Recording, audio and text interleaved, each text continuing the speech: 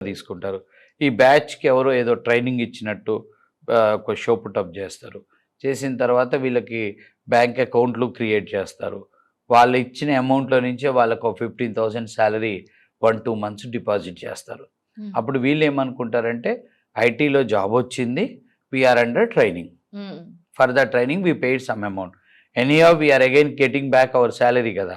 So, అవును. వీళ్ళు ఒక 10 నెలల్లో మనం కట్టిన 1,50,000 వస్తది. ఒక 10, 12 నెలలని వీళ్ళు కౌంట్ చేసుకుంటారు. ఆ! కాకపోతే వాళ్ళకో టార్గెట్ ఉంటది. హ్మ్. నేను 2002లో ఎంసీఏ చేశా. 2003లో ఐయామ్ ఏ జాబ్ సీకర్. 2004లో ఫస్ట్ జాబ్. హ్మ్. ఆ రోజు నుంచి ఈ రోజు వరకు 19 ఇయర్స్ పీరియడ్‌లో నేను 7 ఇయర్స్ ఐయామ్ ఇంటూ హ్మ్. IT job and 11, 12 years I'm into trainings. ఈ టైంలో నేను చాలా చూసా పేపర్ న్యూస్‌లు. మన పిల్లలు గూడా మన కాడ క్లాసెస్ వినేవాళ్ళు గూడా వీటిలలో పోయి ఓ పాత వాళ్ళు అంటే స్ట్రక్ అయిన వాళ్ళున్నారు.